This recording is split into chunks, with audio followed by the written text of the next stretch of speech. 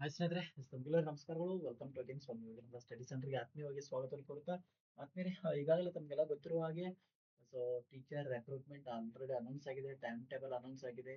So ನಾಳೆಯಿಂದ ಅರ್ಜಿನೂ ಸಹಿತ ಪ್ರಾರಂಭ ಆಗ್ತಾ ಇದೆ. ಬಟ್ ಅರ್ಜಿ ಹಾಕೋಕ್ಕಿಂತ ಮುಂಚೆ ನಿಮಗೆ ಯಾವ ಜಿಲ್ಲೆಗೆ ಹಾಕಬೇಕು, ಎಷ್ಟು ಜಿಲ್ಲೆಗೆ ಹಾಕ್ಲಿಕ್ಕೆ ಅವಕಾಶ ಇದೆ, ಯಾರೆಲ್ಲ ಹಾಕಬಹುದು, ಸೊ ಏನೆಲ್ಲ ದಾಖಲೆಗಳು ಬೇಕಾಗ್ತಾ ಇದಾವೆ, ಅರ್ಜಿ ತುಂಬಬೇಕಾದ್ರೆ ಯಾವೆಲ್ಲ ಅಂಶಗಳ ಕಡೆ ನಾವು ಗಮನ ಕೊಡಬೇಕು, ಸಾಕಷ್ಟು ನಿಯಮಗಳನ್ನ ಈಗಾಗಲೇ ಶಿಕ್ಷಣ ಇಲಾಖೆ ಒಂದು ಸುತ್ತೋಲೆನ ಹೊರಡಿಸಿದೆ. ಅದರ ಒಂದು ಸಂಕ್ಷಿಪ್ತ ಸ್ವೀಟ್ ಆಗಿ ಶಾರ್ಟ್ ಆಗಿ ಕೊಡುವಂತ ಪ್ರಯತ್ನ ಮಾಡ್ತಾ ಇದ್ದೀನಿ. ದಯವಿಟ್ಟು ವಿಡಿಯೋನ ಮಿಸ್ ಮಾಡ್ಲಿಕ್ಕೆ ಹೋಗಬೇಡಿ.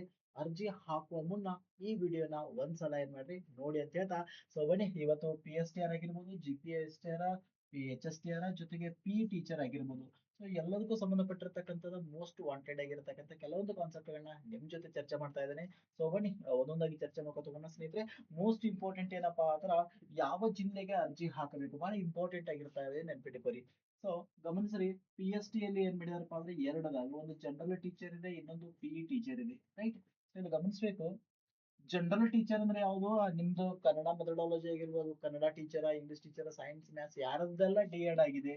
ಜನರಲ್ ಟೀಚರ್ ಯಾರು ಹೇಳ್ರಿ, ಯಾರ್ದೆಲ್ಲ ಡಿ.ಎಡ್ ಆಗಿದೆ. ಸೊ ಅವರೆಲ್ಲರೂ ಸಹಿತ ಡಿ.ಎಡ್ ಪ್ಲಸ್ TT ಯಾರ್ದಾಗಿದಲ್ಲ, ಸೊ ಇವರೆಲ್ಲರೂ ಸಹಿತ ಏನ್ ಮಾಡ್ಬೋದು ಹೇಳ್ರಿ, ಜನರಲ್ ಟೀಚರ್ ಅಂತ ಕನ್ಸಿಡರ್ ಮಾಡಿ ಅವ್ರ ಅರ್ಜಿಯನ್ನ ಹಾಕಬಹುದು. ಸೊ ಬಹಳ ಇಂಟ್ರೆಸ್ಟಿಂಗ್ ಆಗಿ ಕೊಟ್ಟಿರ್ತಕ್ಕಂಥ ಮಾಹಿತಿ. ಇದೇ ಬಾರಿ ಈ ರೀತಿ ಏನಾಗಿದಾರಪ್ಪ ಅಂದ್ರೆ ಚೇಂಜ್ ಮಾಡಿದ್ದಾರೆ. ನಿಮಗೆ ಬಹಳಷ್ಟು ಕನ್ಫ್ಯೂಷನ್ ಆಗಿರ್ತಾ ಇದೆ. ನಿಮ್ಮಲ್ಲಿರ್ತಕ್ಕಂಥ ಆ ಗೊಂದಲಗಳಿಗೆ ಒಂದಿಷ್ಟು ವಿಚಾರಗಳನ್ನ ಪರಿಹಾರ ಕೊಡ್ತಾ ಇದ್ದೇನೆ. ಸೊ ಗಮನಿಸ್ಬೇಕು, ಇಲ್ಲಿ ಏನಾಗ್ತಾ ಇದೆಯಪ್ಪ ಆತರ PSTR ಯಾರ್ದಾರಲ್ಲ, ನೀವು ಒಂದೇ ಜಿಲ್ಲೆಗೆ ಅರ್ಜಿಯನ್ನ ಹಾಕಬೇಕಾಗಿತ್ತು, ನೆನ್ಪಿಟ್ಕೊಳ್ಳಿ. ಹೌದು, ಮಸ್ಟ್ ಅಂಡ್ ಶುಡ್. ನಿಮಗೆ ಏನು ಕೊಟ್ಟಿದಾರಲ್ರಿ, ಯಾವ್ಯಾವ, ಈ ಉದಾಹರಣೆ ನಾನ್ HK ಇದೆ ರೀ. ನಾನ್ HK ಸುಮಾರು ಆ, ಏನ್ HK ರೀಸನ್ ಅನ್ನ ಬಿಟ್ಟು ಏನ್ ಜಿಲ್ಲೆಗಳದಲ್ಲ, ಆ ಜಿಲ್ಲೆಯಲ್ಲಿ ಒಂದೇ ಅರ್ಜಿಯನ್ನ ಹಾಕ್ಬೇಕಾಗಿತ್ತು, ನೆನ್ಪಿಟ್ಕೊಳ್ಳಿ. ಯಾಕಂದ್ರೆ ನೀವು ಬೇರೆ ಬೇರೆ ಇರಂಗಿಲ್ಲ. ಏನಪ್ಪಾ ಅಂದ್ರ, ಇಲ್ರಿ ಸರ್ ನಮ್ದು PST ಜನರಲ್ ಇದೆ, ಸೈನ್ಸ್ ಇದೆ, ಕನ್ನಡ ಇದೆ, ಏನು ಸಂಬಂಧ ಇಲ್ಲ, ಇಲ್ಲಿ ಜನರಲ್ ಟೀಚರ್ ಅಂತ ಕನ್ಸಿಡರ್ ಆಗ್ತಾ ಇದ್ರೆ ನೀವು ಒಂದೇ ಜಿಲ್ಲೆಗೆ ಮಾತ್ರ ಏನ್ ಮಾಡ್ಬೋದು ಅಂದ್ರೆ ಅರ್ಜಿನ ಹಾಕಬಹುದು, ನೆನ್ಪಿಟ್ಕೋರಿ. ಅದನ್ನ ಬಿಟ್ಟ ಚಿಕ್ಕೋಡಿಗೊಂದು, ವಿಜಾಪುರಕ್ಕೊಂದು, ನೆಕ್ಸ್ಟ್ ಮೈಸೂರಿಗೊಂದು, ಬೆಂಗಳೂರಿಗೊಂದು ಈ ರೀತಿ ಹಾಕ್ಲಿಕ್ಕೆ ಬರೋದಿಲ್ಲ ರೀ. ಒಂದೇ ಜಿಲ್ಲೆಗೆ ನೀವೇನ್ ಮಾಡ್ಬೇಕಾಗ್ತದ, ಅರ್ಜಿನ ಹಾಕ್ಬೇಕಾಗ್ತದ.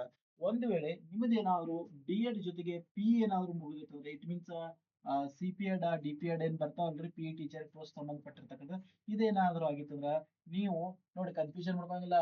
ಸೊ ಒಂದೇ ಜಿಲ್ಲೆಗೆ PST ನೂ ಹಾಕ್ಬೋದು, ಜೊತೆಗೆ ಏನಪ್ಪಾ ಅಂದ್ರ PE ಎರಡನ್ನೂ ಸಹಿತ ಒಂದೇ ಜಿಲ್ಲೆಗೆ ಹಾಕಬಹುದು.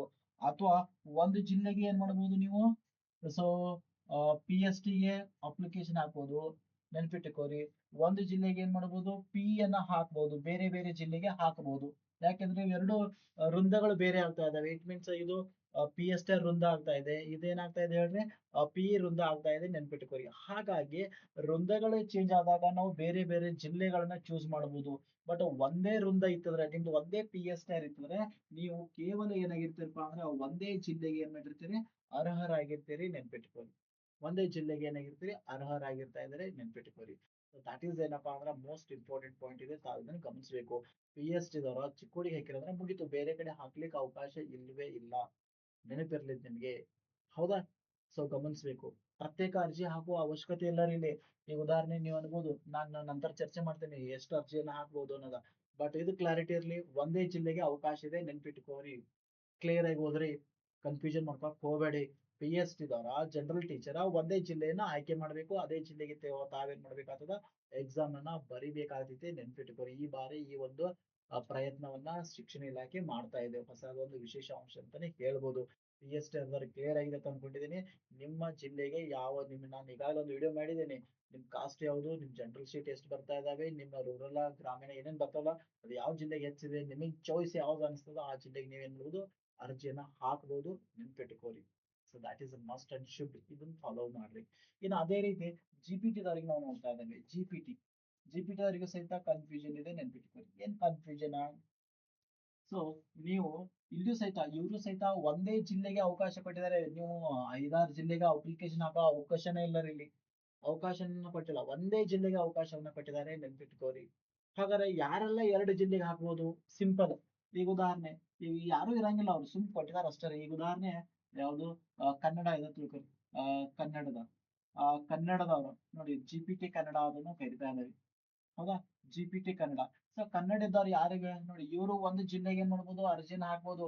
ಇನ್ನೊಂದು ಜಿಲ್ಲೆಗೆ ಹಾಕ್ಬೇಕಾದ್ರೆ ಬೇರೆ ವೃಂದ ಇರಬೇಕು. ಜಿಪಿಟಿ ಕನ್ನಡಕ ಅವಕಾಶ ಒಂದು ಜಿಲ್ಲೆ, ಈಗ ಉದಾಹರಣೆ ಜಿಪಿಟಿ ಒಂದು ಜಿಲ್ಲೆ ಅಂತ, ಈಗ ಉದಾಹರಣೆ ಚಿಕ್ಕೋಡಿ ಜಿಲ್ಲೆನ ಆಯ್ಕೆ ಮಾಡಿದ್ದಾರೆ. ಹಾಗಾದ್ರೆ ಇವರೇ ಏನ್ ಮಾಡ್ಬೋದಪ್ಪ ಅಂದ್ರೆ ಮತ್ತೊಂದು ಜಿಲ್ಲೆಗೆ ಅವಕಾಶ ಇದೆನಾ, ಇಲ್ಲವೇ ಇಲ್ಲ. ಯಾವ ಪೋಸ್ಟ್ಗೆ? ಜಿಪಿಟಿ ಕನ್ನಡ ಪೋಸ್ಟ್ಗೆ ಅವಕಾಶ ಇಲ್ಲ. ಬಟ್ ಇವ್ರು ಏನ್ ಮಾಡ್ಬೋದು, ಜಿಪಿಟಿ ಇಂಗ್ಲಿಷ್ ಪೋಸ್ಟ್ಕ ಏನ್ ಮಾಡ್ಬೋದು, ಬೇರೆ ಕಡೆ ಹಾಕ್ಬೋದು, ವಿಜಾಪುರ, ಬಾಗಲಕೋಟೆ ಹಾಕ್ಬೋದು. ಬಟ್ ಹಂಗೆ ಯಾರು ಸಿಗೋದಿಲ್ಲ. ಯಾರು ಸಿಗ್ತಾರೆ? ಒಬ್ರು ಕನ್ನಡ ಇದ್ರೆ ಇಂಗ್ಲಿಷ್ ಇರೋದಿಲ್ಲ. ಹೌದಾ? ಕನ್ನಡ ಇಂಗ್ಲಿಷ್ ನಲ್ಲಿ ಇರ್ಬೋದು, ಯಾಕಂದ್ರೆ ಮೆಥಡಾಲಜಿ ಇರ್ತದೆ, ಏನ್ ಸಮಸ್ಯೆ ಕೆಲವರು ಸಿಗ್ತಿರ್ತಾರೆ, ಬಟ್ ಸಿಗೋದು ಕಠಿಣ ಆಗ್ತದೆ. ಡಬಲ್ B.Ed ಆಗಿರ್ಬೇಕು ಅಂತ ಅವಕಾಶ ಇರ್ತಾ ಇದೆ, ನೆನ್ಪಿಟ್ಕೋರಿ. ಬಟ್ ಕಾಮನ್ ಆಗಿ ಹೇಳ್ಬೇಕಾದ್ರೆ ಒಬ್ರು ಜಿಪಿಟಿ ಅವರು ಒಂದೇ ವೃಂದಕ್ಕೆ ಸಂಬಂಧಪಟ್ಟಿರ್ತಕ್ಕಂಥದ್ದು ಅರ್ಜಿ ಹಾಕ್ಬೇಕಾದೈತಿ. ಈ ಉದಾಹರಣೆ ನಮ್ ಜಿಪಿಟಿಯಲ್ಲಿ ಯಾರು ಮ್ಯಾಥ್ಸ್ ಟೀಚರ್ ಅಂತ, ಈ ಮ್ಯಾಥ್ಸ್ ಟೀಚರ್ ಅವರು ಕೇವಲ ಒಂದೇ ಜಿಲ್ಲೆಗೆ, ಈಗ ಉದಾಹರಣೆ ಬಾಗಲಕೋಟೆ ಜಿಲ್ಲೆಗೆ ಅರ್ಜಿ ಒಂದೇ ಕಡೆ ಹಾಕಬೇಕು. ಅದನ್ನ ಬಿಟ್ಟ ಸರ್ ನಾನ್ ಮ್ಯಾಥ್ಸ್ ಅಂದ್ರೆ ಒಂದ್ ಬಾಗಲಕೋಟೆಗೆ ಹಾಕ್ತೇನ್ರಿ, ಒಂದು ಧಾರವಾಡಕ್ಕೆ ಹಾಕ್ತೇನೆ, ಇನ್ನೋ ನೆವರ್, ಅವಕಾಶ ಇಲ್ಲ, ನೆನ್ಪಿಟ್ಕೋರಿ. ಯಾಕಂದ್ರೆ ಸೇಮ್ ವೃಂದ ಆಗ್ತಾ ಇದೆ, ಒಂದೇ ಇರುತ್ತಾ. ಒಂದ್ ವೇಳೆ ನಿಮ್ದು ನೋಡ್ರಿ, ಇದಕ್ಕ ನಾನು ಚೆಕ್ ಮಾಡಿದ್ದೆ ಏನಪ್ಪಾ ಅಥವಾ ಇಲ್ಲಿ ನೋಡ್ರಿ, ಯಾವ ಈಗ ಉದಾಹರಣೆ PST ದವ್ರು ಬರ್ತದೆ. PST ನೀವು D.Ed ಆಗ್ಯದ ನಿಮ್ಮದು, ಜೊತೆಗೆ B.Ed ಆಗ್ಯದ ಅಥವಾ D.Ed ಡಿಗ್ರಿ ಆಗಿದೆ ತಿಳ್ಕೊರಿ. ಹಾಗಾದ್ರೆ ನೀವು PST ಚಿಕ್ಕೋಡಿಗೆ ಹಾಕಿ ನಡೀತದ್ರಿ. ಜಿಪಿಟಿ ಮ್ಯಾಥ್ಸ್ ತಿಳ್ಕೊರಿ. ಸೊ ನೀವೇನ್ ಮಾಡ್ರಿ, ಬಾಗಲಕೋಟೆಗೆ ಹಾಕ್ಬೋದು, ಬೇರೆ ಬೇರೆ ಜಿಲ್ಲೆಗೆ ಹಾಕ್ಬೋದು. ಯಾಕ? ಎಕ್ಸಾಮ್ ಬೇರೆ ಬೇರೆ ದಿನ ಇದೆ, ಸೊ ಬರಿಬಹುದು. ಹೌದಾ? ರೈಟ್? ಅರ್ಥ ಆಗ್ತಾ ಇದೆ ಅಲ್ರಿ? ನಾನು PST ಅವ್ರು ಏನ್ ಮಾಡ್ಬೋದು, ಚಿಕ್ಕೋಡಿ ಜಿಲ್ಲೆಗೆ ಚೂಸ್ ಮಾಡ್ಬೋದು. ಜಿಪಿಟಿ ಅವ್ರು ಏನ್ ಮಾಡ್ಬೋದಪ್ಪ ಅಂದ್ರ ಬಾಗಲಕೋಟೆ ಜಿಲ್ಲೆ ಮಾಡ್ಬೋದು. ಸಪರೇಟ್ ವೃಂದ ಆಗ್ತಾ ಇದೆ ಇಲ್ಲಿ. PST ವೃಂದನ ಬೇರೆ, ಜಿಪಿಟಿ ವೃಂದನ ಬೇರೆ ಆಗ್ತಾ ಇದೆ. ಬಟ್ ಜಿಪಿಟಿ ಮ್ಯಾಥ್ಸ್ ಇದ್ದವರು ಒಂದು ಜಿಲ್ಲೆನ ಚೂಸ್ ಮಾಡಿದ್ರ ಮತ್ತೊಂದು ಜಿಲ್ಲೆಗೆ ಸಪರೇಟ್ ಅರ್ಜಿ ಹಾಕ್ಲಿಕ್ಕೆ ಅವಕಾಶ ಇಲ್ಲ, ನೆನ್ಪಿಟ್ಕೋರಿ. ಅದ್ರ ಅರ್ಥ ಏನ್ ಹೇಳ್ರಿ, ಒಂದು ಜಿಲ್ಲೆಗೆ ಒಂದೇ ಅರ್ಜಿನ ಹಾಕ್ಬೇಕಾದೈತಿ, ನೆನ್ಪಿಟ್ಕೋರಿ. ಒಂದು ಜಿಲ್ಲೆಗೆ ಒಂದೇ ಅರ್ಜಿನ ಹಾಕ್ಲಿಕ್ಕೆ ನಿಮಗೆ ಏನಂದ್ರೆ ಅವಕಾಶ ಇದೆ ಅನ್ನೋದನ್ನ ನಾವು ಗಮನಿಸ್ತಾ ಇದ್ದೇವೆ. ರೈಟ್? ಸೊ ಇದು ಒಂದು ಮೇನ್ ಕಾನ್ಸೆಪ್ಟ್ ಇದೆ. ಅವರು ಜಿಪಿಟಿ ಮ್ಯಾಥ್ಸ್ ಅವರು ಒಂದ್ ಹಾಕ್ಬೇಕು, ಬಯೋಸೈನ್ಸ್ ಅವರು ಒಂದ್ ಹಾಕ್ಬೇಕು, ಕನ್ನಡದವರು, ಇಂಗ್ಲಿಷ್ ದವರು, SS ದವರು ಎಲ್ಲರೂ ಏನ್ ಮಾಡ್ಬೋದು, ಒಂದ್ ಜಿಲ್ಲೆಗೆ ಒಂದೇ ಅರ್ಜಿ ಹಾಕ್ಬೋದು. ಬಟ್ ಇಲ್ಲಿ ಮ್ಯಾಥ್ಸ್ ದವರಿಗೆ ಮತ್ತು ಸೈನ್ಸ್ ಅವ್ರಿಗೆ ಒಂದ್ ಸ್ವಲ್ಪ ಅವಕಾಶ ಇದೆ ಸ್ನೇಹಿತರೆ. ನಿಮ್ದು ಏನಾದ್ರು ICT ಆಗಿತ್ತಂದ್ರೆ, it means computer science teacher ಅಂತ ಕರೀತಾರೆ. ಕಂಪ್ಯೂಟರ್ ಸೈನ್ಸ್ ಟೀಚರ್ ಆಗ ಸಪರೇಟ್ ವೃಂದ ಆಗ್ತಾ ಇದೆ, ಇದಕ್ಕೆ ನೀವು ಅರ್ಜಿ ಹಾಕ್ಬೋದು. ನಿಮ್ದು ಏನಾದ್ರು ಕ್ವಾಲಿಫಿಕೇಶನ್ ಕೊಡ್ತಾ ಇತ್ತಂದ್ರೆ ಮಾತ್ರ ಅಷ್ಟೇ.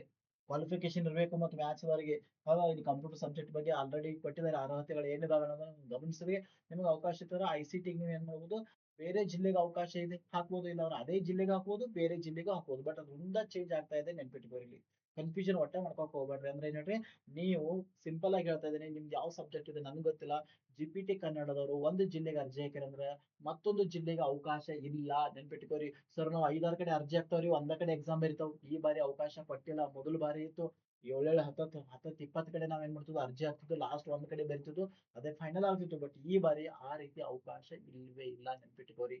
ಇದರ ಅರ್ಥ ಏನಂದ್ರೆ ಒಂದು ಜಿಲ್ಲೆಗೆ ಒಂದೇ ಅರ್ಜಿ ಏನಾಗ್ತಿಪ್ಪ ಅಂದ್ರೆ ಕನ್ಸಿಡರ್ ಮಾಡ್ತಾವ್ರು. ನೀವು ಜಿಪಿಟಿ ಮ್ಯಾಥ್ಸ್ ಸೈನ್ಸ್ ಟೀಚರ್ ಇದ್ರೆ ಅಂದ್ರೆ ನೀವು ಒಂದೇ ಜಿಲ್ಲೆ ಚೂಸ್ ಮಾಡ್ಬೇಕು. ಜಿಪಿಟಿ ಬಯೋ ಸೈನ್ಸ್ ಇದ್ರಂದ್ರೆ ನೀವು ಒಂದೇ ಜಿಲ್ಲೆಗೆ ಅರ್ಜಿ ಹಾಕಬೇಕು. ಇಲ್ರಿ ನಾ ಚಿಕ್ಕೋಡಿ ಹಾಕ್ತೀನಿ, ಒಂದ್ ಬೆಳಗಾವ್ ಹಾಕ್ತೀನಿ, ಒಂದ್ ಧಾರವಾಡಕ್ಕೆ ಹಾಕ್ತೀನಿ, ಅವಕಾಶ ಕೊಟ್ಟಿಲ್ಲ, ನೆನ್ಪಿಟ್ಕೋರಿ. ಯಾಕ? ವೃಂದ ಸೇಮ್ ಆಗ್ತಾ ಇದೆ. ಬೇರೆ ವೃಂದ ಇದ್ದವ್ರು ಹಾಕ್ಬೋದು. ಉದಾಹರಣೆ ನೋಡ್ರಿ, PST ಇದ್ದವ್ರು ಹಾಕ್ಬೋದು, ಜಿಪಿಟಿ ಮ್ಯಾಥ್ಸ್ ನೋಡಿ, ಒಬ್ರ ಅವ್ರ ಕ್ವಾಲಿಫಿಕೇಶನ್ ಬೇರೆ ಬೇರೆ ಇದ್ದು, ಅರ್ಹತೆಗಳು ಇದ್ದು ಅಂದ್ರ PST maths, PST general teacher ಬೇರೆ ಜಿಲ್ಲೆಗೆ ಹಾಕ್ಬೋದು. ಹೌದಾ? ಸೊ ಜಿಪಿಟಿ ಮ್ಯಾಥ್ಸ್ ಬೇರೆ ಜಿಲ್ಲೆಗೆ ಹಾಕಬಹುದು, ಯಾಕಂದ್ರೆ ಎಕ್ಸಾಮ್ ಬೇರೆ ಇರ್ತದೆ, ಏನ್ ಸಮಸ್ಯೆ ಬರೋದಿಲ್ಲ ಅವರಿಗೆ. ಒಬ್ಬರಿಗೆ ಬೇರೆ ಬೇರೆ ಕ್ವಾಲಿಫಿಕೇಶನ್ ಇದ್ದು ಅವ್ರ ಟ್ರೈ ಮಾಡ್ಬೋದು, ಹಾಕ್ಲಿಕ್ಕೆ ಅವಕಾಶ ಇದೆ. ಬಟ್ ಒಬ್ಬರೇ ನಾನ್ ಕ್ಲಿಯರ್ ಆಗಿ ಕೊಡ್ತಾ ಇದ್ದೀನಿ, ಜಿಪಿಟಿ SS ಇತ್ತಂದ್ರ ಅವ್ರು ಚಿಕ್ಕೋಡಿ ಜಿಲ್ಲೆಗೆ ಹಾಕಿರಂದ್ರ ಮತ್ತೆ ಯಾವುದೇ ಜಿಲ್ಲೆಗೆ ಅರ್ಜಿ ಹಾಕಲು ಅವಕಾಶ ಇಲ್ಲ.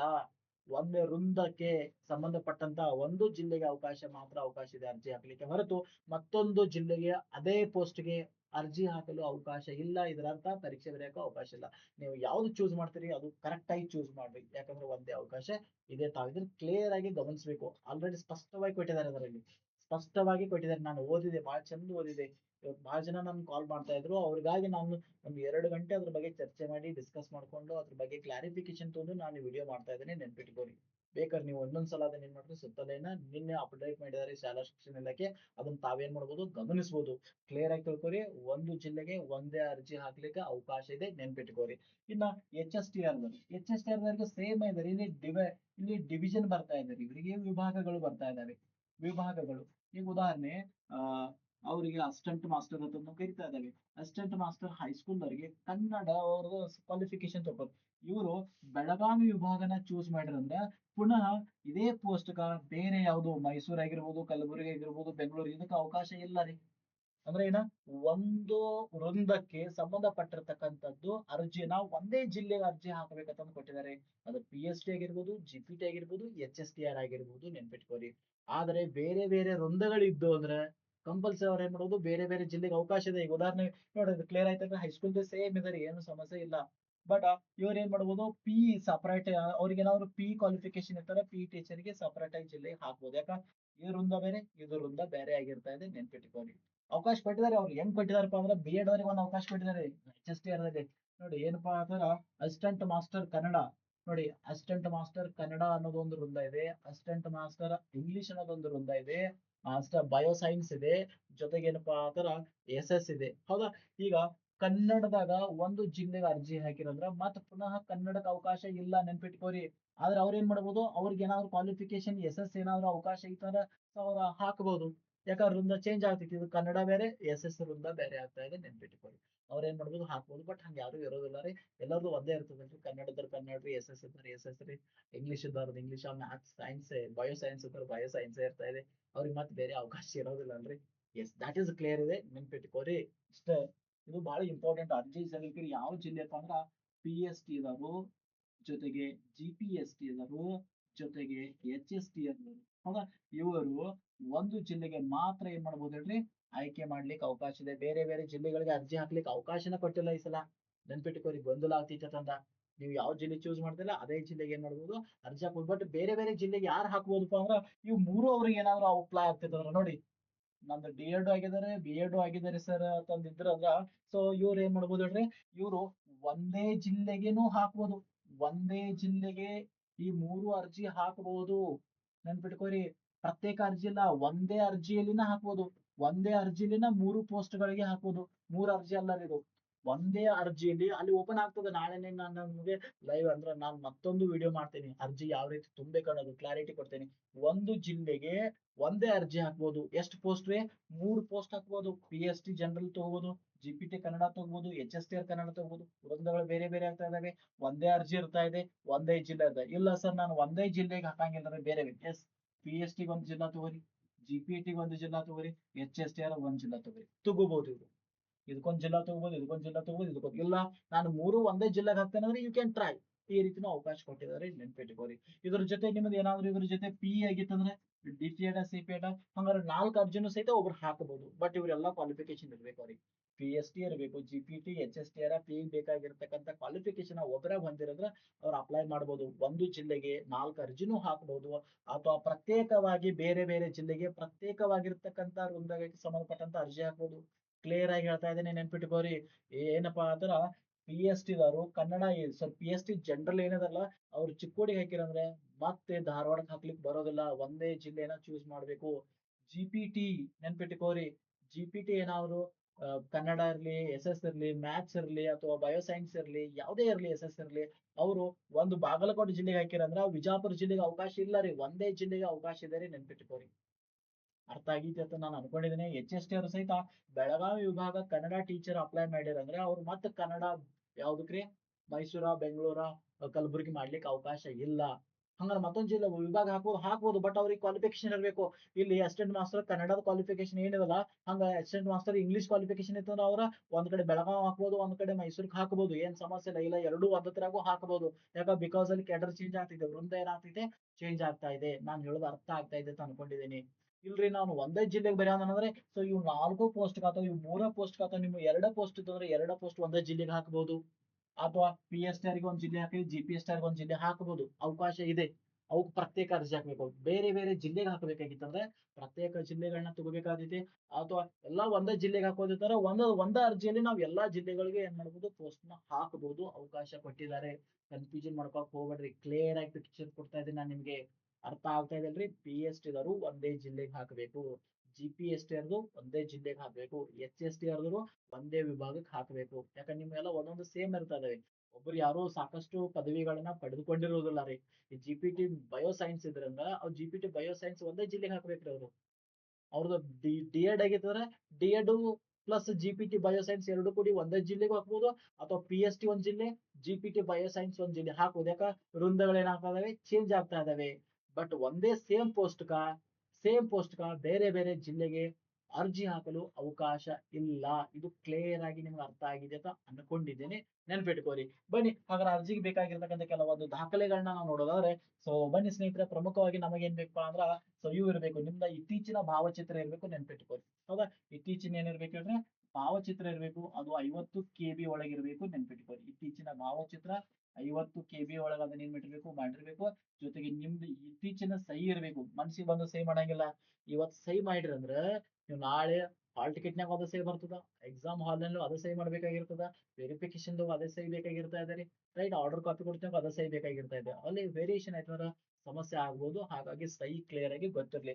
ಇದರ ಜೊತೆಗೆ ಮೀಸಲಾತಿ ಪ್ರಮಾಣ ಪತ್ರಗಳನ್ನ ಸೊ ನೆನ್ಪಿಟ್ಕೋರಿ. ನಿಮ್ದು ಯಾವ ಜಾತಿ ಇದೆ, ಆದಾಯ ಮತ್ತು ಹೈದರಾಬಾದ್ ಕರ್ನಾಟಕ ಏನಾದ್ರು ಮೀಸಲಾತಿ ಇರ್ತಾರ, ಅವುಗಳನ್ನ ಅಧಿಕೃತವಾಗಿ ಅವುಗಳ ನಂಬರ್ ಇರ್ತಾ ಇದೆ, ಆ RD ನಂಬರ್ ಕಂಪಲ್ಸರಿ ಇರಲೇಬೇಕು.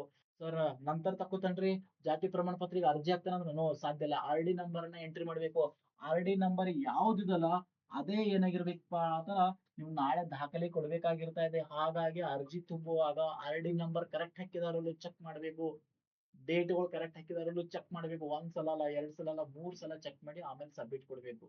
ಕನ್ಫ್ಯೂಷನ್ ಮಾಡಂಗಿಲ್ಲ, ಗದ್ಲ ಮಾಡ್ಕೊಕ್ ಹೋಗ್ಬೇಡ್ರಿ, ಗಡಬಿಡಿ ಮಾಡಕ್ ಹೋಗ್ಬೇಡ್ರಿ. ಒಮ್ಮೆ ಅರ್ಜಿ ಹಾಕಿರಂದ್ರೆ ತಿದ್ದುಪಡಿ ಅವಕಾಶ ಇಲ್ಲ, ನೆನ್ಪಿಟ್ಕೋರಿ. ಅಂಕಪಟ್ಟಿಗಳು ಬಹಳ ಇಂಪಾರ್ಟೆಂಟ್. ಪದವಿದ್ ಇರಬೇಕು, ಡಿಗ್ರಿದ್ ಇರಬೇಕು. ನಿಮ್ದೇನ PH ಅಂದ್ರೆ PUC ಬೇಕಾಗ್ತಾ ಇದೆ, 10th ಮಾರ್ಕಸ್ ಕಾರ್ಡ್ ಬೇಕಾಗ್ತಾ ಇದೆ, ಜೊತೆಗೆ D.Ed ಬೇಕಾಗ್ತದೆ, B.Ed ಇರಬೇಕು. ನಿಮ್ಗೆ ಯಾವ ಕ್ವಾಲಿಫಿಕೇಶನ್ ಅದಲ್ಲ ಆ ಎಲ್ಲಾ ತರದ ಅಂಕಪಟ್ಟಿಗಳು ಕಂಪಲ್ಸರಿ ಇರ್ಲೇಬೇಕಾಗ್ತೈತಿ, ನೆನ್ಪಿಟ್ಕೋರಿ. ಅಲ್ಲಿ ಅಂಕಗಳ ನಮೂದು ಕೇಳ್ತಾರೆ. D.Ed ದವರಿಗೆ PUC D.Ed ಕೇಳ್ತಾರೆ. GPT ದವರಿಗೆ ಡಿಗ್ರಿ ಪ್ಲಸ್ ಏನ್ ಮಾಡ್ತಾರೆ, TET ಜೊತೆಗೆ ಯಾವ್ದು ಹೇಳ್ರಿ, B.Ed ಕೇಳ್ತಾರೆ. ಅಲ್ಲಿ ಅಂಕಪಟ್ಟಿಗಳ ನಮೂದು ಹೆಂಗ್ ಮಾಡ್ಬೇಕಪ್ಪ ಅಂದ್ರೆ ನಿಮ್ಗೆ ಗೊತ್ತಿರ್ಬೇಕು. ಗರಿಷ್ಠ ಅಂಕಗಳು ಇರ್ತಾ ಇದೆ. ಗರಿಷ್ಠ ಅಂದ್ರೆ ಟೋಟಲ್ ಮಾರ್ಕ್ಸ್. ಈಗ ಉದಾಹರಣೆ, ಒಂದ್ ಯಾವ್ದೋ ಡಿಗ್ರಿ ಇದೆ ತಿಳ್ಕೊರಿ, ಅವ್ರದ್ದು ಒಂದು 4,000 ಏನಪ್ಪ ಅಂದ್ರೆ ನೋಡಿ 6 ಸೆಮ್ ಕೂಡಿ 4,000 ಅಂಕ ಇದಾವ ತಿಳ್ಕೊರಿ ಕಾಮನ್ ಆಗಿ. ಹಂಗಾರೆ 4,000ಕ ಟೋಟಲ್ ಎಷ್ಟು ಮಾರ್ಕ್ಸ್ ಬಿದ್ದವ್ರಿ? 3,240 ಬಿದ್ದಲ್ಲ. ಎಸ್ ಡಿವೈಡ್ ಎಷ್ಟು ಅಂಕಗಳು ಕೊಟ್ಟಿರ್ತಾರೆ ಅಲ್ಲಿ. ನಿಮ್ದು ಲಾಸ್ಟ್ ಸೆಮ್ ದಾಗ ಮಾರ್ಕ್ಸ್ ಬಂದಿರ್ತದ ಟೋಟಲ್. ಗರಿಷ್ಠ ಹೈಯೆಸ್ಟ್ ಮಾರ್ಕ್ಸ್ ನೀವು ಪಡೆದುಕೊಂಡಿರ್ತಕ್ಕಂಥ ಮಾರ್ಕ್ಸ್ ಎರಡು ಡಿವೈಡ್ ಮಾಡಿ ಏನ್ ಮಾಡ್ಬೇಕು, ಇಂಟು 100 ಮಾಡಿದ್ರೆ ಸೊ ಶೇಕಡ ನಿಮ್ಗೆ ಸಿಗ್ತಾ ಇದೆ. ಸೊ ಅಲ್ಲಿ ಅಂಕಗಳ ನಿಖರ ಮಾಹಿತಿನ ನಾವು ತುಂಬಬೇಕಾಗಿದೆ. ಒಂದು ಕೆಲವೊಂದು ಯೂನಿವರ್ಸಿಟಿ ಒಳಗ ಅಥವಾ B.Ed ಕಾಲೇಜ್ ಒಳಗ ಗ್ರೇಡ್ ಅನ್ನ ಕೊಟ್ಟಿರ್ತಾರೆ. ಆ ಗ್ರೇಡ್ ಮಾರ್ಕ್ಸ್ ಕಾರ್ಡ್ ಅನ್ನ ಒಯ್ರಿ. ಅಲ್ಲಿ ಒಂದು ಆಪ್ಷನ್ಸ್ ಕೊಟ್ಟಿದ್ದಾರೆ. ಎಲ್ಲಿ ಅರ್ಜಿ ತುಂಬುವಾಗ ಅಲ್ಲೊಂದು ಕಾಲಮ್ ಇದೆ. ಆ ಕಾಲಮ್ದಾಗ ನಿಮ್ಮ ಮಾರ್ಕ್ಸ್ ಕಾರ್ಡ್ ಅನ್ನ ಅಪ್ಲೋಡ್ ಮಾಡಿರೋದ್ರ ಆಟೋಮೆಟಿಕ್ ಅದೇನಾಗ್ತದೆ, ಕನ್ವರ್ಟ್ ಆಗ್ತೈತಿ. ಈ ಉದಾಹರಣೆ 9.2 ಇತ್ತಂದ್ರೆ ಅದೇನಾಗ್ತದೆ 92 ಅಥವಾ ಕನ್ವರ್ಟ್ ಆಗ್ತೈತಿ, ಆಟೋಮೆಟಿಕ್ ಕನ್ವರ್ಟ್ ಆಗ್ತೈತಿ. ಅದನ್ನ ನೋಡಿ ತಾವೇನ್ ಬೇಕು, ಅರ್ಜಿಯನ್ನ ತುಂಬುವಾಗ ಅಂಕಗಳನ್ನ ಸರಿಯಾಗಿ ತುಂಬ್ರಿ. ಹೆಚ್ಚು ತುಂಬಲಿಕ್ಕೆ ಹೋಗ್ಬೇಡ್ರಿ, ಕಡಿಮೆ ತುಂಬಲಿಕ್ಕೆ ಹೋಗ್ಬೇಡ್ರಿ, ಪರ್ಫೆಕ್ಟ್ ಆಗಿ ತುಂಬ್ರಿ. ಒಂದೊಳಗೆ ಏನಾದ್ರು ಕಡಿಮೆ ತುಂಬ್ರಿ, ಕೆಲವೊಮ್ಮೆ ಆಗ್ತಿರ್ತಾವ. ಈಗ ಉದಾಹರಣೆ ನೋಡಲ್ಲ, 3,240 ಇದೆಲ್ಲ ಗಡಬಡಿ ಅವ್ರು ಏನ್ ಮಾಡ್ತಾರೋ ಸ್ಪೀಡ್ ತುಂಬ್ತಿರ್ತಾರೆ. 324 ಬರೆದು ಬಿಡ್ತಾರೆ. ಅವಾಗ ನಿಮ್ದು ರ್ಯಾಂಕ ಬರೋದಿಲ್ಲ. ನೀವು ಎಷ್ಟು CET ಆಗಿ ನೀವು 100ಕ್ಕೆ 100 ತೊಗೊಂಡ್ರು ಬಿ ನಿಮ್ ರ್ಯಾಂಕ್ ಬರಂಗಿಲ್ಲ. ಯಾಕ? ಇಲ್ಲಿ ಆಟೋಮೆಟಿಕ್ ಕಡಿಮೆ ಆಗದ. ನಿಮ್ದ ಡಿಗ್ರಿ ಸ್ಕೋರ್ ಆಟೋಮೆಟಿಕ್ ಕಡಿಮೆ ಆಗದ, ಅದು ಆಟೋಮೆಟಿಕ್ ಪರ್ಸೆಂಟೇಜ್ ಕಡಿಮೆ ಆಗುತ್ತೆ ಹೋಗ್ತದೆ ಎಲ್ಲಿ ಕೌಂಟಿಂಗ್ ದಾಗ. ಹಾಗಾಗಿ TET ಮಾರ್ಕ್ಸ್ ಕಾರ್ಡ್ ತುಂಬುವಾಗ, ಜೊತೆಗೆ D.Ed marks, degree marks, B.Ed marks ತುಂಬುವಾಗ ಎಚ್ಚರಿಕೆಯಿಂದ ತುಂಬ್ರಿ, ಮಿಸ್ ಮಾಡಕ್ ಹೋಗ್ಬೇಡ್ರಿ. ಒಂದ್ಸಲ ಇವತ್ತು ಬರ್ಕೊಂಡಿಡ್ರಿ. ರೈಟ್, ಸೊ ಎಷ್ಟು ಮಾರ್ಕ್ಸ್ ಬಿದ್ದಾವೆ, ಎಷ್ಟು ಯಾವ ಏರಿಯಾ ಅನ್ನೋದು ಕ್ಲಿಯರ್ ಆಗಿ ಪಿಕ್ಚರ್ ಇಟ್ಕೋರಿ. 1 ಸಲ ಅಲ್ಲ, 2 ಸಲ ಅಲ್ಲ, 3 ಸಲ ಅಲ್ಲ, 10 ಸಲ ನೋಡ್ರಿ. ಅರ್ಜಿ ಹಾಕಿ ತುಂಬಿ ನಾಳೆ ಎಕ್ಸಾಮ್ ಬರೋದು ಅಲ್ಲಿ ಮಾರ್ಕ್ಸ್ ವೇರಿಯೇಷನ್ ಆಯ್ತು, ನಿಮ್ ಕಡಿಮೆ ಹಾಕಿರಿ ತುಂಬುವಾಗ ನಂದು ಹೆಚ್ಚು ಬರ್ತಿತ್ತು ಅಂತಂದ್ರೆ ಯಾರು ಏನ್ ಮಾಡಕ್ ಸಾಧ್ಯ ಇಲ್ಲ ರೀ. ನೆನ್ಪಿಟ್ಕೊಳ್ಳಿ, ಅದಕ್ಕೆ ನೀವೇ ಜವಾಬ್ದಾರಿ ಆಗಿರ್ತೀರಿ. ಕಂಪ್ಯೂಟರ್ ಸೆಂಟರ್ದವ್ರು ಜವಾಬ್ದಾರಿ ಆಗಂಗಿಲ್ಲ. ಹಾಗಾಗಿ ತುಂಬುವಾಗ ಎಚ್ಚರಿಕೆಯಿಂದ ಅಂಕಗಳನ್ನ ತುಂಬಬೇಕಾಗ್ತಿ, ನೆನ್ಪಿಟ್ಕೋರಿ. ರೈಟ್, ಸೊ ಯಾಕಂದ್ರೆ ಆನ್ಲೈನ್ ಅಲ್ಲಿ ಅರ್ಜಿ ಅಂತಿಮ ಘೋಷಣೆ ಆಯ್ತಂದ್ರೆ ಅಲ್ಲಿ ಯಾವುದೇ ತಿದ್ದುಪಡಿಗೆ ಅವಕಾಶ ಇಲ್ಲ ಅಂತ ಹೇಳ್ಬಿಟ್ಟಿದ್ದಾರೆ ಅವ್ರು. ಮತ್ತೊಂದು ಎಕ್ಸ್ಟ್ರಾ ಅರ್ಜಿ ಹಾಕೋದು ಕಠಿಣ ಆಗಿಬಿಡ್ತದೆ. ತಗೋತದಲ್ಲ ಗೊತ್ತಿಲ್ಲ. ಯಾಕ? ಆಧಾರ್ ಸಂಖ್ಯೆ ಇರ್ತದೆ, ಆ ಜಿಲ್ಲೆಗೆ ತಗೊಂಗಿಲ್ಲ, ಮತ್ತೆ ಬೇರೆ ಜಿಲ್ಲೆಗೆ ಹಾಕ್ಬೇಕಾದಿತ್ತು ನೀವು. ಅದಕ್ಕೆ ದಯವಿಟ್ಟು ತಾವು ಇದನ್ನ ಗಮನಿಸಬೇಕಾಗ್ತೈತಿ. ಸಮಸ್ಯೆ ಎದುರಾಗುವುದು. ಹಾಗಾಗಿ ಪರ್ಫೆಕ್ಟ್ ಆಗಿ ತುಂಬ್ರಿ. ನಾನು ನಿಮ್ಗೆ ಹೇಳ್ತೇನೆ, ಘೋಷಣೆ ಸಬ್ಮಿಟ್ ಮಾಡೋಕ್ಕಿಂತ ಮುಂಚೆ ಮತ್ತೊಮ್ಮೆ ಅದನ್ನ ಪ್ರಿಂಟ್ ತಗೋರಿ, ಎಲ್ಲ ಚೆಕ್ ಮಾಡ್ಕೊರಿ, ಆಮೇಲೆ ಸಬ್ಮಿಟ್ ಕೊಡ್ರಿ. ಅದಕ್ಕೆ ಸಬ್ಮಿಟ್ ಕೂಡ ಹೋಗ್ಬೇಡ್ರಿ. ದಯವಿಟ್ಟು ತಾವು ಇದನ್ನ ಗಮನಿಸಬೇಕಾಗ್ತೈತಿ. ರೈಟ್, ಇನ್ನ TET ಅಂಕಪಟ್ಟಿ, TET ಅಂಕಪಟ್ಟಿಗಳು ಬೇಕಾಗ್ತವೆ. ನೆನ್ಪಿಟ್ಕೊ, ಕಡ್ಡಾಯವಾಗಿ TET ಅಗತ್ಯತೆ ಎಸ್ ಯಾರಿಗಿದೆ? 1ರಿಂದ 5ನೇ PST ಅವರಿಗೆ, 6ನೇ 8ನೇ GPS ಅವರಿಗೆ ಅವಕಾಶ ಇದೆ. ರೈಟ್, ಆದ್ರೆ ಯಾರಿಗೆ ಅವಕಾಶ ಇಲ್ಲ ಹೇಳ್ರಿ? HST ಅವರಿಗೆ TET ಬೇಕಾಗಿಲ್ಲ, ನೆನ್ಪಿಟ್ಕೋರಿ. ಜೊತೆಗೆ ದೈಹಿಕ ಶಿಕ್ಷಕರು PE ಇದಲ್ಲ, ಅವ್ರಿಗೆ ಬೇಕಾಗಿಲ್ಲ. ಕಂಪ್ಯೂಟರ್ ಸೈನ್ಸ್ ಇದಲ್ಲ, ಅವ್ರಿಗೆ ಬೇಕಾಗಿಲ್ಲ, ನೆನ್ಪಿಟ್ಕೋರಿ. ಇವರಿಗೆ TET ಮಾರ್ಕ್ಸ್ ಬೇಕಾಗಿಲ್ಲ. ಇವರಿಗೆ TET ಮಾರ್ಕ್ಸ್ ಕಂಪಲ್ಸರಿ ಕಡ್ಡಾಯ ಇದೆ. ಹಾಗಾಗಿ ನಿಮ್ಮ ಹತ್ತಿರ ಮಾರ್ಕ್ಸ್ ಕಾರ್ಡ್ಗಳು ಇರಲೇಬೇಕು. ಅದ್ರ ನಂಬರ್ ಇರ್ತಾ ಇದೆ, ನಂಬರ್ ಇರಲೇಬೇಕು. ಯಾವ್ದು ನೀವು 3-4 TET ಪಾಸ್ ಆಗಿರ್ತೀರಿ, ಅದ್ರ ಯಾವ್ದು ಹೆಚ್ಚಿದಲ್ಲ ಅಂಕ ಅದನ್ನ ತಗೋರಿ. ಈ ಲಾಸ್ಟ್ ಇಯರ್ದು ತಗೊಳ್ಳಿನಲ್ಲ. ಈಗ ಉದಾಹರಣೆ 2024ರಾಗ ಮಾರ್ಕ್ಸ್ ಬಿದ್ದದ ನಿಮ್ಗೆ ಎಷ್ಟ, ಒಂದು 110 101 ಬಿದ್ದಾವ ತಿಳ್ಕೊರಿ. ಅಥವಾ 2023ರಾಗ ಇತ್ತ ತಿಳ್ಕೊರಿ 108 ಬಿದ್ದಾವು. 2022ರ ಟಿ ಬರ್ದಿರ 115 ಬಿದ್ದಾವ ತಿಳ್ಕೊರಿ. ಆಗ ನೀವು ಯಾವ್ದು ಚೂಸ್ ಮಾಡ್ಬೇಕಿದೆ, ಯಾವ್ದು ಹೆಚ್ಚು ಅಂಕ ಬಿದ್ದದಲ್ಲ ಅದನ್ನ ಚೂಸ್ ಮಾಡ್ರಿ. ಸರ್ ಇತ್ತೀಚೆಗೆ ನೋ ನೆವರ್ ಹಂಗ್ ಮಾಡಂಗಿಲ್ಲ. ಯಾವ ಅತಿ ಹೆಚ್ಚು ಅಂಕ ಪಟ್ಟಿ ತೆಗೆದುಕೊಂಡಿದ್ದೀರಿ ನೀವು ಅಂಕಗಳು, ಆ ಟಿ ಮಾರ್ಕ್ಸ್ ಕಾರ್ಡನ್ನ ಇಟ್ಕೋರಿ, ಅದ್ರದ ಅರ್ಜಿ ನಂಬರ್ ಅನ್ನ ತುಂಬಬೇಕಾಗ್ತೈತಿ, ನೆನ್ಪಿಟ್ಕೋರಿ. ಇದು ಕ್ಲಾರಿಟಿ ಇರಬೇಕು. ಈ ನೆಕ್ಸ್ಟ್ ಇದಾದ ನಂತರ ಪರೀಕ್ಷಾ ಕ್ರಮ ಹೆಂಗಿರ್ತಾ ಇದೆ ಸ್ನೇಹಿತರೆ, ನಿಮ್ಗೆ ಆಲ್ರೆಡಿ ಗೊತ್ತಿದೆ. ಪೇಪರ್ 1 ನೆನ್ಪಿಟ್ಕೋರಿ, ಪೇಪರ್ 2 ಇದೆ, ಸಬ್ಜೆಕ್ಟ್ ಪೇಪರ್ ಇದೆ, ಒಂದು ಜನರಲ್ ನಾಲೆಜ್. ಇದು ಕಂಪಲ್ಸರಿ ಕಡ್ಡಾಯವಾಗಿ ಎಲ್ಲರೂ ಬರಲೇಬೇಕಾಗಿರ್ತಕ್ಕಂಥದ್ದು, ಎಲ್ಲರೂ ಅಟೆಂಡ್ ಆಗ್ಲೇಬೇಕಾಗಿರ್ತಕ್ಕಂಥ ಏನಿದೆ ಒಂದು ರೂಲ್ಸ್ ಇದೆ. ಕಂಪಲ್ಸರಿ ನೀವು ಯಾವ ಜಿಲ್ಲೆಗೆ ಹಾಕಿರ್ತೀರಿ ಅದೇ ಜಿಲ್ಲೆಯಲ್ಲಿ ಏನಾಗಿರ್ತದೆ ಅಂದ್ರೆ ಅದು ನಿಮ್ ಪರೀಕ್ಷಾ ಕೇಂದ್ರ ಎಲ್ಲಿ ಬೇಕಲ್ಲಿ ಬರ್ಬೋದು, ಬಟ್ ಆ 2 ಪರೀಕ್ಷೆಗಳನ್ನ ಬರಲೇಬೇಕಾಗ್ತೈತಿ. ಬಟ್ ರೂಲ್ಸ್ ಕೊಟ್ಟಿದ್ದಾರೆ, ನೆನ್ಪಿಟ್ಕೋರಿ. ಕಂಪಲ್ಸರಿ ಪ್ರತಿ ಪತ್ರಿಕೆಯಲ್ಲಿ ಕನಿಷ್ಠ 35 ಅಂಕಗಳು ಬೆಳಲೇಬೇಕು. 35ಕ್ಕಿಂತ ಏನಾದ್ರು ಕಡಿಮೆ ಬಿದ್ದು ಅಂದ್ರೆ ಯು ಆರ್ ನಾಟ್ ಎಲಿಜಿಬಲ್ ಅಂತ ನೆನ್ಪಿಟ್ಕೋರಿ. 35 ಕಂಪಲ್ಸರಿ ಬೆಳಲೇಬೇಕು ಅನ್ನೋದು ರೂಲ್ಸ್ ಕೊಟ್ಟಿದ್ದಾರೆ, ತಾವಿದನ್ನು ಗಮನಿಸಬೇಕಾದೈತಿ, ನೆನ್ಪಿಟ್ಕೋರಿ. ಜನರಲ್ ನಾಲೆಜ್ ಜೊತೆಗೆ ಸ್ಪೆಸಿಫಿಕ್ ಪೇಪರ್ ಇದೆ, ತಾವಿದನ್ನು ಗಮನಿಸಬೇಕಾದೈತಿ ಪರೀಕ್ಷೆ ಬರೆಯುವಂತ ಸಂದರ್ಭದಾಗ. ಪ್ರಶ್ನೆ ಪತ್ರಿಕೆ ಹೆಂಗಿರ್ತದಪ್ಪ ಅಂದ್ರೆ ಭಾಷೆ ಬಹಳ ಇಂಟ್ರೆಸ್ಟಿಂಗ್ ಕೊಟ್ಟಿದ್ದಾರೆ. ಈ ಸಲ ಕನ್ನಡ ಮತ್ತು ಇಂಗ್ಲಿಷ್ ಎರಡೂ ಭಾಷೆಯಲ್ಲಿ ಪ್ರಶ್ನೆ ಪತ್ರಿಕೆ ಇರ್ತಾ ಇದೆ, ನೆನ್ಪಿಟ್ಕೋರಿ.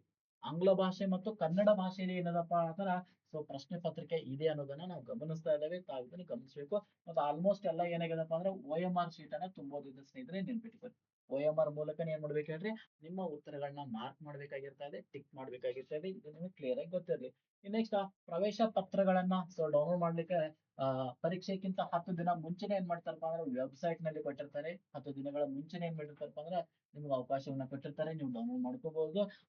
ಪ್ರವೇಶ ಪತ್ರವಿಲ್ಲದೆ ಯಾರಿಗೂ ಅಭ್ಯರ್ಥಿಗಳಿಗೆ ಅವಕಾಶ ಕೊಡಂಗಿಲ್ಲ ಎಕ್ಸಾಮ್ ಹಾಲ್ ನಲ್ಲಿ. ಹಾಗಾಗಿ 10 ದಿನಕ್ಕಿಂತ ಮುಂಚೆನೆ ಪ್ರವೇಶ ಪತ್ರಗಳನ್ನ ಕೊಟ್ಟಿರ್ತಾರೆ.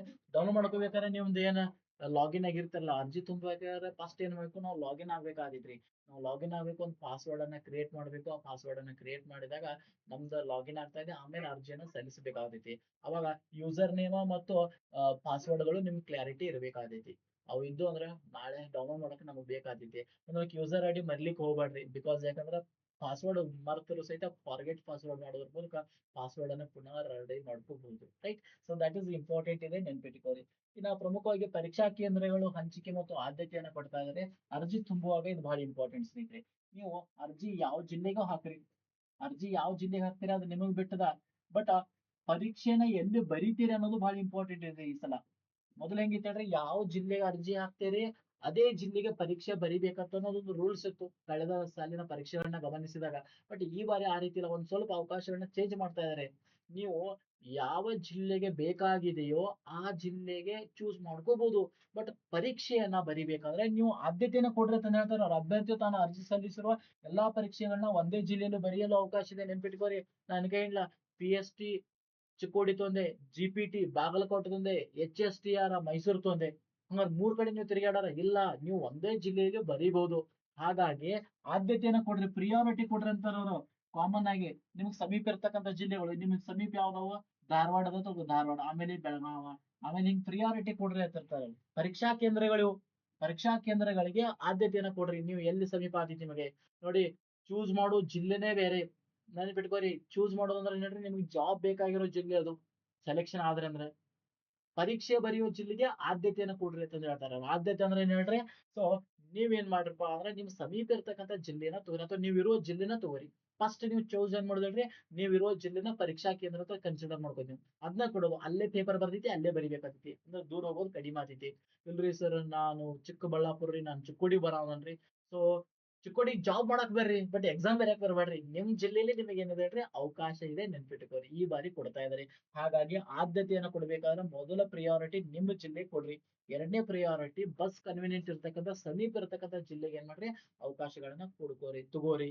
ಸೊ ದಟ್ ಈಸ್ ಬಹಳ ಇಂಪಾರ್ಟೆಂಟ್ ಇದೆ ಸ್ನೇಹಿತರೆ, ನೆನ್ಪಿಟ್ಕೋರಿ. ಯಾಕಂದ್ರೆ ಕೆಲವರು ವಿಶೇಷ ಚೇತನ ಮಹಿಳಾ ಅಭ್ಯರ್ಥಿಗಳಿಗೆ ಇದು ಅನುಕೂಲ ಆಗುವಂತ ದೃಷ್ಟಿಯಲ್ಲಿ ಏನ್ ಮಾಡಿದಾರಪ್ಪ ಅಂದ್ರೆ ಪರೀಕ್ಷಾ ಕೇಂದ್ರಗಳಿಗೆ ಆದ್ಯತೆಯನ್ನು ಕೊಟ್ಟಿದ್ದಾರೆ, ನೆನ್ಪಿಟ್ಕೋರಿ. ದಟ್ ಇಸ್ ಮೋಸ್ಟ್ ಇಂಪಾರ್ಟೆಂಟ್, ಬಹಳಷ್ಟು ಒಳ್ಳೇದಂತಾನೆ ಹೇಳ್ಬೋದು ಈ ಒಂದು ಪಾಯಿಂಟ್, ರೈಟ್. ಸೊ ನಿಮ್ ಜಿಲ್ಲೆಯ ಲೊಕೇಶನ್ ಅನ್ನ ತಗೋರಿ, ಅಲ್ಲ ಏನ್ ಮಾಡ್ರಿ ಪರೀಕ್ಷೆಯನ್ನು ಚೆನ್ನಾಗಿ ಬರೀರಿ, ಅದಕ್ಕೆ ಆದ್ಯತೆಯನ್ನು ಕೊಡ್ರಿ ಅಂತ ಹೇಳ್ತಾ. ಸೊ ಇದೊಂದು ವಿಶೇಷ ಪಾಯಿಂಟ್ ಇದೆ, OMR ಸೀಟ್ ಕೊಡ್ತಾ ಇದಾರೆ. OMR ಸೀಟ್ ನಲ್ಲಿ ಬಹಳ ಇಂಪಾರ್ಟೆಂಟ್ ರೀ. ಇಲ್ಲಿ ಕೇವಲ ನೀಲಿ ಪೆನ್ ಅಥವಾ ಕಪ್ಪು ಪೆನ್ಗಳನ್ನ ಏನ್ ಮಾಡ್ಬೋದು, ಬಳಸಬಹುದು. ನೀಲಿ ಪೆನ್, ಬ್ಲಾಕ್ ಅಥವಾ ನೀಲಿ ಪೆನ್, ಬಾಲ್ ಪಾಯಿಂಟ್ ಗಳನ್ನ OMR ಸೀಟ್ ನಲ್ಲಿ ಬಳಸಬಹುದು. ಕಂಪಲ್ಸರಿ ಇನ್ನೊಂದು ರೂಲ್ಸ್ ಬರ್ತಾ ಇದೆ. ಆ OMR ದಲ್ಲಿ ಅಭ್ಯರ್ಥಿ ಹೆಸರು ಮತ್ತು ನಿಗದಿತ ಮಾಹಿತಿಯನ್ನು ತಪ್ಪದೆ ಭರ್ತಿ ಮಾಡಬೇಕು. ಅವ್ರು ಹೇಳ್ತಾರೆ ಒಮ್ಮೆ ಮೇ ಬಿ ಅಲ್ಲಿಂದ ಪ್ರಿಂಟ್ ಆಗಿ ಬರುವಂತ ಸಾಧ್ಯತೆ ಇದೆ, ನೆನ್ಪಿಟ್ಕೋರಿ. ನಿಮ್ ಹೆಸರನ್ನು ಸಹಿತ ಏನಾಗ್ಬೋದು, ಪ್ರಿಂಟ್ ಆಗಿ ಬರ್ಬೋದು. ಬರ್ತಿತ್ತು ಅಂತ ಹೇಳಿದಾರೆ, ನೋಡೋಣ ರೀ. OMR ಸೀಟ್ ನಲ್ಲಿ OMR ಸೀಟ್ ನಲ್ಲಿ ನಿಮ್ಮದೇ ಹೆಸರು ಇರ್ತಾ ಇದೆ, ನೆನ್ಪಿಟ್ಕೋರಿ. ಆಲ್ರೆಡಿ ಅದು ಪ್ರಿಂಟ್ ಆಗಿ ಬರ್ತಾ ಇದೆ. ಕೇವಲ ರಿಜಿಸ್ಟರ್ ನಂಬರ್ ಅಷ್ಟ ಮಾತ್ರ ಏನಾಗ್ತದೆ, ತುಂಬೋದು ಬರ್ತಾ ಇದೆ, ನೆನ್ಪಿಟ್ಕೋರಿ. ಇನ್ನ ಅಲ್ಲಿ ಕಂಪಲ್ಸರಿ ನಿಮ್ ಸಹಿ ಇರಬೇಕು, ಜೊತೆಗೆ ಹೆಬ್ಬಟ್ಟು ಗುರುತನ್ನ ಮಾಡಿವಿ. ನಾನು ಮತ್ತೊಮ್ಮೆ ಪರೀಕ್ಷೆ ಬಂದಾಗ ಈ ಪರೀಕ್ಷೆ ಎದುರಿಸಬೇಕಾದ್ರೆ ಹಾಲ್ ನಲ್ಲಿ ಏನೆಲ್ಲ ಅಂಶಗಳು ಇರ್ತಾ ಇದಾವೆ ಅನ್ನೋದ್ರ ಬಗ್ಗೆ ನಾನು ಚರ್ಚೆ ಮಾಡ್ತೀನಿ. ಅದ್ರ ಬಗ್ಗೆ ತಲೆ ಕೆಡ್ಸ್ಕೊಕ್ ಹೋಗಬೇಡಿ.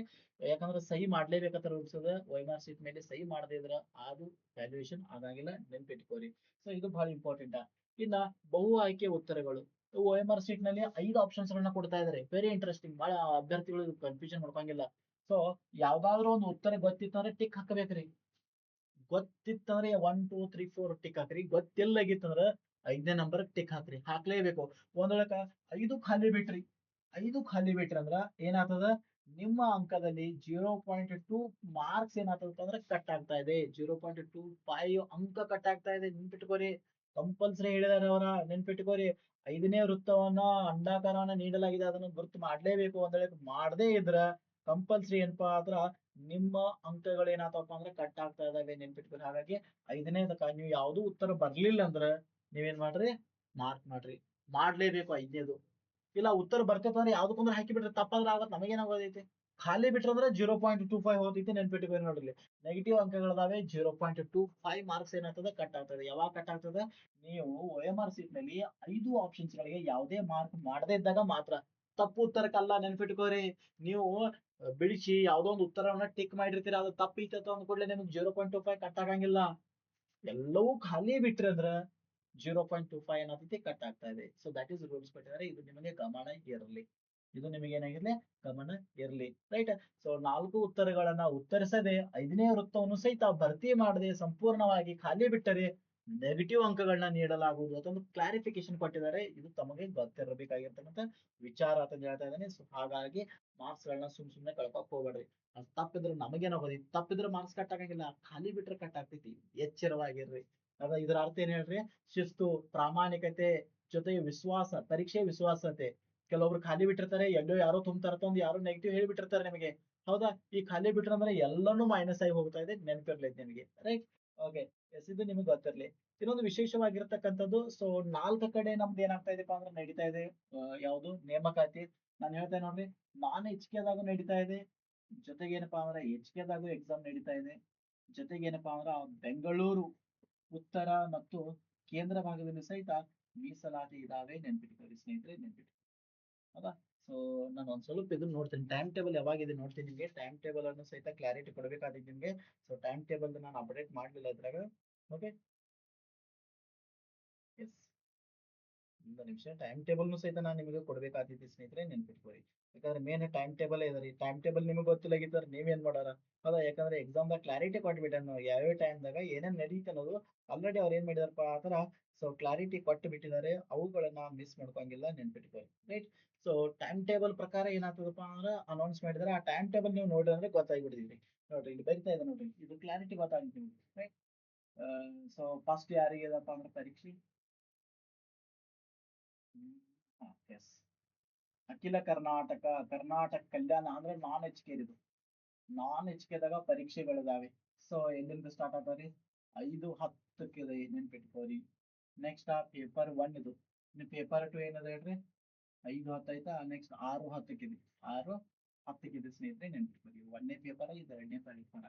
ಯಾರಿಗಿದು, ಸೊ ದಟ್ ಈಸ್ PST ದವ್ರಿಗೆ. PST ದವ್ರಿಗೆ ಅದು ದಿವಸ PU ಸಹಿತ ಇದೆ ಅಂತ ಹೇಳಿದಾರೆ. ನೀವು ಸ್ವಲ್ಪ ನೋಡ್ರಿ.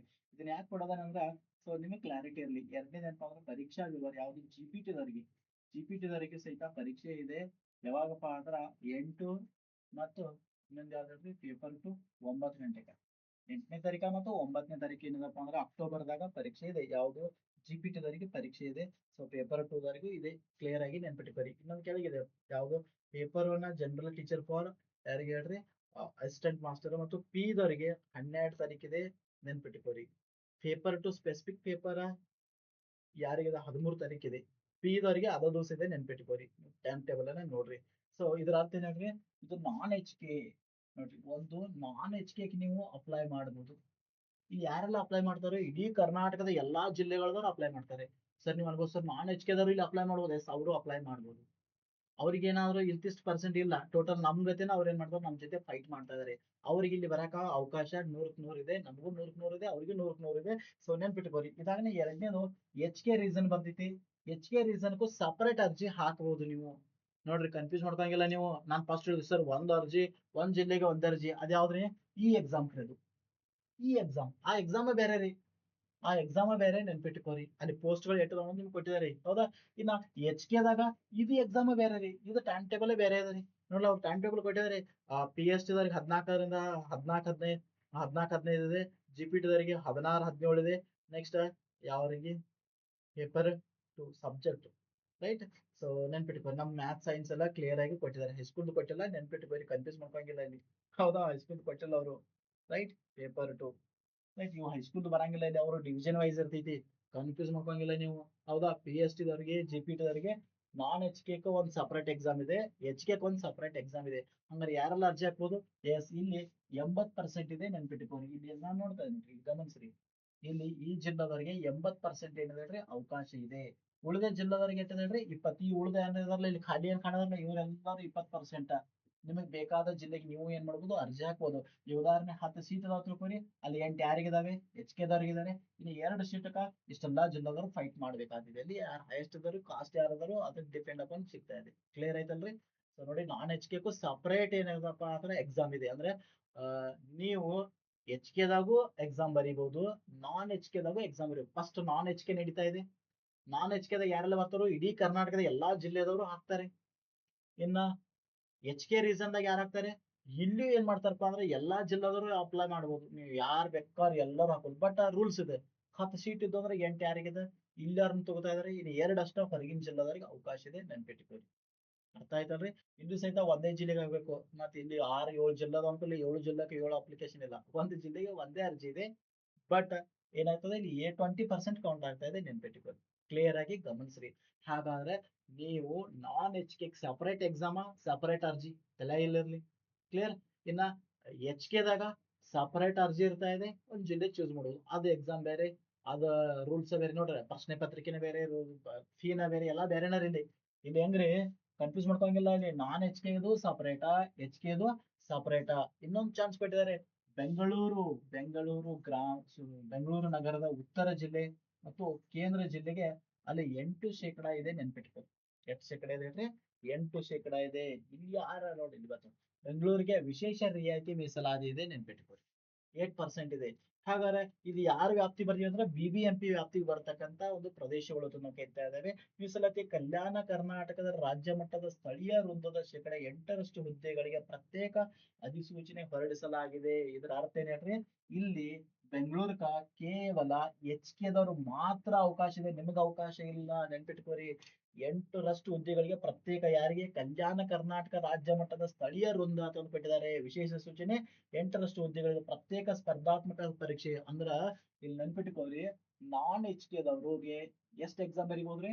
2. ಒಂದು ನಾನ್ ಎಚ್ ಕೆದಾಗ ಬರೀಬಹುದು, ಇನ್ನೊಂದು ಎಚ್ ಕೆ ರೀಸನ್ ದಾಗ ಬರೀಬಹುದು.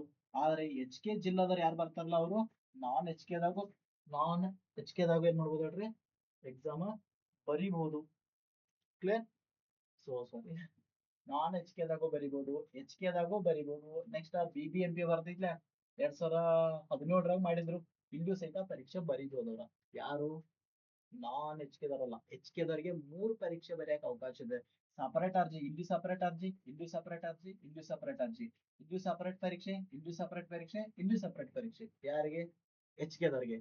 ಇನ್ನ ನಾನ್ ಎಚ್ ಕೆದವರಿಗೆ 2 ಪರೀಕ್ಷೆ ಬರೆಯಕ್ಕೆ ಅವಕಾಶ ಇದೆ ರೀ. ನಾನ್ ಎಚ್ ಕೆದಾಗ ಒಂದು ಪರೀಕ್ಷೆ ಫಸ್ಟ್ ನಡೀತಾ ಇದೆ, ಎಚ್ ಕೆದಾಗ ಪರೀಕ್ಷೆ ನಡೀತಾ ಇದೆ. ನೋಡಿ, ಅವ್ರು ಕೊಟ್ಟಿದ್ದಾರೆ ಆಲ್ರೆಡಿ. ಏನ್ ಮಾಡಿದಾರಪ್ಪ ಅಂದ್ರ ಟೈಮ್ ಟೇಬಲ್ ಸಹಿತ ಕೊಟ್ಟಿದ್ದಾರೆ. ಎಲ್ಲಿ? ಎಚ್ ಕೆ ರೀಸನ್ ದವ್ರಿಗೆ, ನೆನ್ಪಿಟ್ಕೋರಿ. ಹೌದಾ? ಸೊ ಇದನ್ನ ತಾವೇನ್ ಮಾಡಿದ್ರೆ ಕಲ್ಯಾಣ ಕರ್ನಾಟಕದವರಿಗೆ ಅವಕಾಶವನ್ನ ಕೊಟ್ಟಿದ್ದಾರೆ ಸ್ನೇಹಿತರೆ, ನೆನ್ಪಿಟ್ಕೋರಿ. ಮತ್ತೆ ಪೇಪರ್ 21ಕ್ಕಿದೆ, 22ಕ್ಕಿದೆ ಸ್ನೇಹಿತರೆ, ನೆನ್ಪಿಟ್ಕೋರಿ. ರೈಟ್? ಸೊ ಇದನ್ನ ತಾವೇನ್ ಮಾಡಬೇಕು? ಕ್ಲಿಯರ್ ಆಗಿ ಗಮನಿಸಬೇಕಾಗ್ತೈತಿ, ನೆನ್ಪಿಟ್ಕೋರಿ. ಎಚ್ ಕೆದವರಿಗೆ ಸಾಕಷ್ಟು ಅವಕಾಶಗಳು ಇದಾವೆ, ಯೂಸ್ ಮಾಡ್ಕೋರಿ, ಕನ್ಫ್ಯೂಷನ್ ಮಾಡ್ಕೋಕ್ ಹೋಗಬೇಡಿ. ಟೈಮ್ ಟೇಬಲ್ ಅನ್ನ ಆಲ್ರೆಡಿ ಏನ್ ಮಾಡಿದಾರಪ್ಪ ಅಂದ್ರ ಸೊ ಬಿಟ್ಟಿದ್ದಾರೆ, ತಾವ್ ಇದನ್ನ ಗಮನಿಸಬೇಕಾಗ್ತೈತಿ. ಸೊ ನೆನ್ಪಿರ್ಲಿ, ರೈಟ್? ಒಂದರಿಂದ PST ಆಗಿರ್ಬೋದು, GPST ಆಗಿರ್ಬೋದು, ಅಸಿಸ್ಟೆಂಟ್ ಮಾಸ್ಟರ್ ಹೈಸ್ಕೂಲ್ ಆಗಿರ್ಬೋದು, ನೆನ್ಪಿಟ್ಕೋರಿ. ರೈಟ್? ಓಕೆ ಎಸ್ ಜಿಪಿಟಿ ನೋಡ್ರಿ ಎಚ್ ಕೆ ನಾನ್ ಎಚ್ ಕೆದವರಿಗೆ ಟೈಮ್ ಟೇಬಲ್ ಅನ್ನ ಕ್ಲಿಯರ್ ಆಗಿ ನೋಡಿ. PBMP ವೇಳಾಪಟ್ಟಿನೂ ಸಹಿತ ಕೊಟ್ಟಿದ್ದಾರೆ, ನೆನ್ಪಿಟ್ಕೋರಿ. PBMPದವರಿಗೆ ಪ್ರತ್ಯೇಕವಾಗಿರ್ತಕ್ಕಂಥ ಸ್ಪರ್ಧಾತ್ಮಕ ಪರೀಕ್ಷೆಗಳನ್ನ ನಡೆಸಬಹುದು. 92% ಹುದ್ದೆಗಳಿಗೆ ಹಾಗೂ ಇತರೆ 100 ಹುದ್ದೆಗಳಿಗೆ ಪ್ರತ್ಯೇಕವು ಹಿಂಗ್ ಕೊಟ್ಟಿದ್ದಾರೆ ಅಂದ್ರೆ ಎಸ್ ಎಸ್ ಕಲ್ಯಾಣ ಕರ್ನಾಟಕದ 80% ಸ್ಥಳೀಯ ಹುದ್ದೆಗಳಿಗೆ, ಬೆಂಗಳೂರು BBMP ಕಲ್ಯಾಣ ಕರ್ನಾಟಕ ರಾಜ್ಯ ಮಟ್ಟದ ಸ್ಥಳೀಯ ವೃಂದ 8 ಹುದ್ದೆಗಳಿಗೆ ಹಾಗೂ ಕಲ್ಯಾಣ ಕರ್ನಾಟಕ ಎಸ್ ಕರೆಕ್ಟ್ ಇದೆ ರೀ. ಜೊತೆಗೆ BBMP ವ್ಯಾಪ್ತಿಯ ಕಲ್ಯಾಣ ಕರ್ನಾಟಕೇತರ 92% ಹುದ್ದೆಗಳಿಗೆ ಹಾಗೂ ಇತರ ಜಿಲ್ಲೆಗಳಿಗೆ ಗಮನಿಸಬೇಕಿದೆ. ತಾವು ಇದನ್ನ ಪಾಯಿಂಟ್ ಅನ್ನ ಕ್ಲಿಯರ್ ಆಗಿ ಗಮನಿಸಬೇಕಾಗಿದೆ, ಯಾಕಂದ್ರೆ ಕನ್ಫ್ಯೂಷನ್ ಹೋಗಂಗಿಲ್ಲ. ಇದನ್ನು ಬಹಳ ಇಂಪಾರ್ಟೆಂಟ್ ಆಗಿರ್ತಕ್ಕಂಥ ಪಾಯಿಂಟ್ ಇದೆ ಇದು. ತಾವು ಇದನ್ನ ಕ್ಲಿಯರ್ ಆಗಿ ಪಿಕ್ಚರ್ ಅನ್ನು ನೋಡಬೇಕು. BBMP ದಲ್ಲಿ ನಿಮಗೆ ಅವಕಾಶ ಇದನ್ನೆಲ್ಲ ನೋಡೋಣ. ಓಕೆ ನೋಡೋಣ. ಕಲ್ಯಾಣ ಕರ್ನಾಟಕದ ಪ್ರದೇಶದ ವ್ಯಾಪ್ತಿ 7 ಜಿಲ್ಲೆಗಳಲ್ಲಿ ಕಲ್ಯಾಣ ಕರ್ನಾಟಕ ಸ್ಥಳೀಯರಿಂದ 80% ಎಸ್ ಅದು H K non H K clear ಆಯ್ತಾ. ಇನ್ನ ರಾಜ್ಯ ಮಟ್ಟದ ಸ್ಥಳೀಯರಿಂದ 8% ಪ್ರತ್ಯೇಕ ಅಧಿಸೂಚನೆ ಹೊರಡಿಸಲಾಗುವುದು. ಪ್ರತ್ಯೇಕವಾಗಿ ಪರೀಕ್ಷೆ ನಡೆಸಲಾಗುತ್ತಿದೆ. ವೇಳಾಪಟ್ಟಿಯನ್ನು 2 ವೃಂದಗಳಿಗೆ ಅರ್ಜಿ ಸಲ್ಲಿಸಲು ಬಯಸುವ ಅಭ್ಯರ್ಥಿಗಳು ಅರ್ಜಿಯನ್ನು ಖಚಿತಪಡಿಸಿಕೊಳ್ಳಬೇಕು. ನೋಡಿ ಸುಮಾರು ಇಲ್ಲಿ ಕ್ಲಿಯರ್ ಆಗಿ ಮೆನ್ಷನ್ ಮಾಡ್ಯಾನ್ರು. ಏನು ಎಚ್ ಕೆ ದವರಿಗೆ ಬರೆಯಕ 8% ಅಂದ್ರೆ ಯಾರಿಗೆ ಇರ್ತಾ ಇದೆ, ಎಚ್ ಕೆ ದವರ ಬರಿಬೇಕು. That is correct. ಏನ್ ಸಮಸ್ಯೆ ಇಲ್ಲ ರೀ. ಯಾಕಂದ್ರೆ ಅಲ್ಲಿ ಪೋಸ್ಟ್ಗಳು ಕಡಿಮೆ ಇದಾವೆ. ಕೇವಲ ಎಚ್ ಕೆ ದವರಿಗೆ ಮಾತ್ರ ಏನ್ ಮಾಡಿದಾರೆ ಹೇಳ್ರಿ, ಅವಕಾಶವನ್ನ ಕೊಟ್ಟಿದ್ದಾರೆ ಅನ್ನೋದನ್ನ ನಾವು ಗಮನಿಸ್ತಾ ಇದ್ದೇವೆ ಸ್ನೇಹಿತರೆ, ನೆನ್ಪಿಟ್ಕೊಳ್ಳಿ. ಕೇವಲ ಎಚ್ ಕೆ ದವರಿಗೆ ಮಾತ್ರ ಏನಿದೆ ಬೆಂಗಳೂರಿನಲ್ಲಿ ಬರ್ಲಿಕ್ಕೆ ಅವಕಾಶ ಇದೆ ಅನ್ನೋದನ್ನ ನಾವು ಗಮನಿಸ್ತಾ ಇದ್ದೇವೆ. ರೈಟ್. ಸೊ ಕನ್ಫ್ಯೂಷನ್ ಮಾಡ್ಕೊಂಗಿಲ್ಲ, ಅದ್ರ ಬಗ್ಗೆ ನೀವು ಯಾವುದೇ ರೀತಿ ಕ್ಲಾರಿಟಿ ತಗೋರಿ. ಮತ್ತೆ ಓದ್ರಿ. ಸೊ PSTR ಆಯ್ತಾ, ಅಸಿಸ್ಟೆಂಟ್ ನಾವು ಎಲ್ಲ ಕ್ಲಿಯರ್ ಆಯ್ತಾ. ಓಕೆ ಎಸ್ ಇನ್ನು ಯಾವುದೇ ಸಮಸ್ಯೆ ಇಲ್ಲ ಅಂತ ಅನ್ಕೊಂಡಿದ್ದೀನಿ. ಬನ್ನಿ ಸ್ನೇಹಿತರೆ, ಮುಂದಿನ ಒಂದು ಕಾನ್ಸೆಪ್ಟ್ ಅನ್ನು ನೋಡೋಣ. ಪರೀಕ್ಷಾ ಟೈಮ್ ಟೇಬಲ್ ಅನ್ನ ಕ್ಲಿಯರ್ ಆಗಿ ಕನ್ಫ್ಯೂಸ್ ಮಾಡ್ಕೊಂಡಿಲ್ಲ. ನಿಮ್ ಹಾಲ್ ಟಿಕೆಟ್ ಬರ್ತಾ ಇದೆ, ನೆನ್ಪಿಟ್ಕೊಳ್ಳಿ. ಒಂದು ಯಾವ್ದು ಹೇಳ್ರಿ, ಅಖಿಲ ಕರ್ನಾಟಕ ನಾನ್ ಎಚ್ ಕೆ ಅಂತಂದು ಏನ್ ಬರ್ತದಲ್ಲ, ಅದು ಅಖಿಲ ಕರ್ನಾಟಕದ ವ್ಯಾಪ್ತಿ ಅಂತಂದು ಬರ್ತಾ ಇದೆ.